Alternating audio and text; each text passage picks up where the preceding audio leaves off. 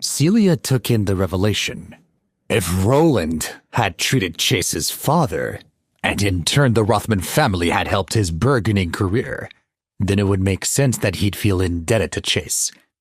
Her heart felt at ease once again. She now had a better grasp of the situation. Suddenly, she asked, "Dr. Zimmerman, are you here because of my daughter's illness?" "Why, of course," he replied. Then he gestured toward the 4 medical interns behind him and smiled. "And I brought my team with me. They will head up now to check your daughter's vitals and order some preoperative blood work. Once we get the results, we'll make a treatment plan and arrange for the surgery." She felt as if a weight had finally lifted from her shoulders. Her body went limp, and she leaned onto Chase for support. "Is it true?" she asked him weakly. He put his arm around her waist and smiled at her. Tears welled up in her eyes. Dottie had suffered so many hardships. To see her recover would be nothing short of a miracle. "Of course it's true," he said. "Dr. Zimmerman had told you the plan himself. How could that be a lie? I promised you that I would get the best care for Dottie. I said I would, and I did." For the first time in a long time, she shed tears of happiness because of her husband's actions. She leaned deeper into him. His shoulders were so warm and comforting. She finally felt that he could be relied on. She had waited far too long for this day. "Thank you," she said. Chase didn't know whether she was thanking him or Dr. Zimmerman, but it didn't matter. She was happy. Outside the hospital, Chad was sitting in the front seat of his car, staring in at Celia and Chase and the doctors. He'd been chased into his car, but he wasn't done just yet. His eyes were burning with fury. He hit his steering wheel with his palm, causing it to shake. Had he lost the chase? Just like that? The happier they seemed, the angrier he got. He took out his cell phone and made a call. With a grim expression, he said, "I need you to get things ready and be prepared to act in a moment's notice." After hanging up, his eyes fell on Celia. He was once again struck by her beauty. He wouldn't let her get away again. He would have her, even if it meant stealing her away. She belonged with him. After giving the steering wheel another hard smack, he started the car and left the scene with a loud rumble. Inside the hospital's lobby, Celia and Chase were blissfully unaware of Chad's plan for revenge. The only thing that they cared about at the moment was Dottie's treatment. Without a doubt, Chase's role in contracting Dr. Zimmerman had greatly influenced Celia's opinion of her husband. He was not at all. He was even richer than most people. Most importantly, she loved him dearly. No matter how much wealth he had or didn't have, she would never give him up. Especially now that she knew he would protect their family.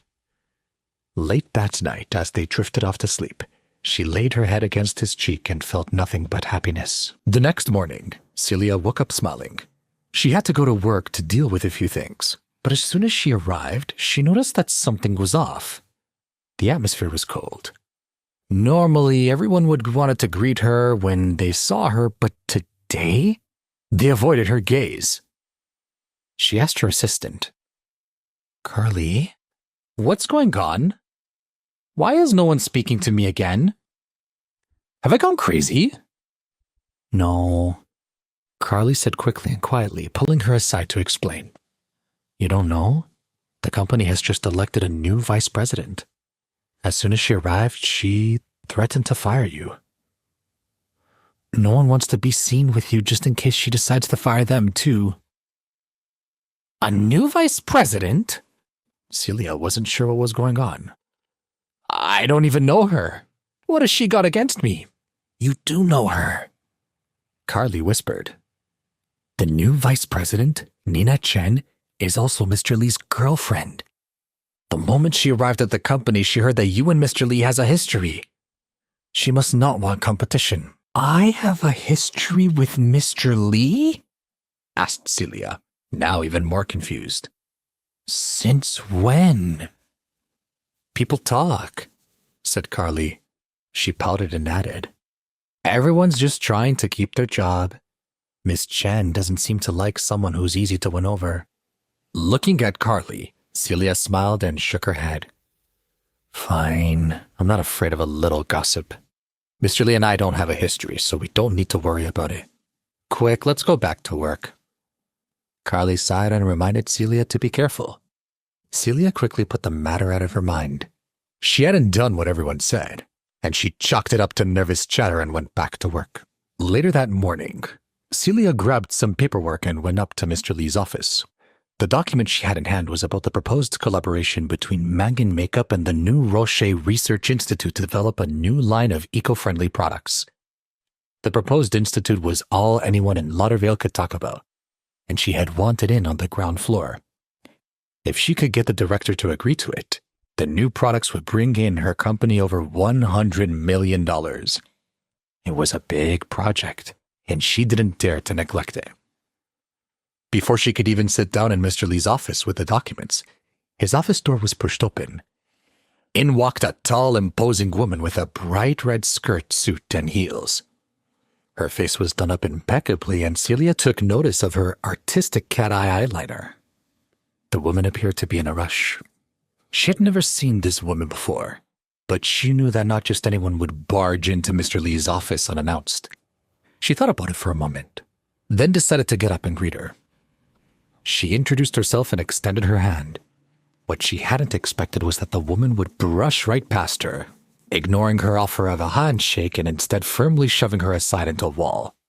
She dropped the stack of papers she was carrying.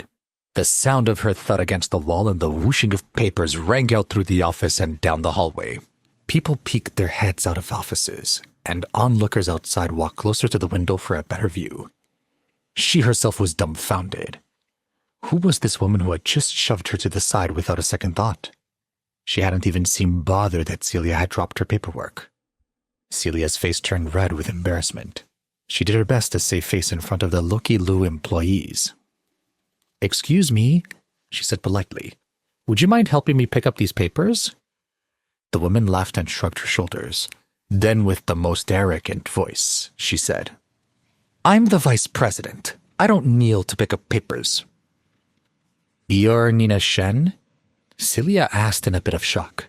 Fury began to burn in her eyes. She had naively believed that the rumors were just foolish gossip, but it turned out she was wrong.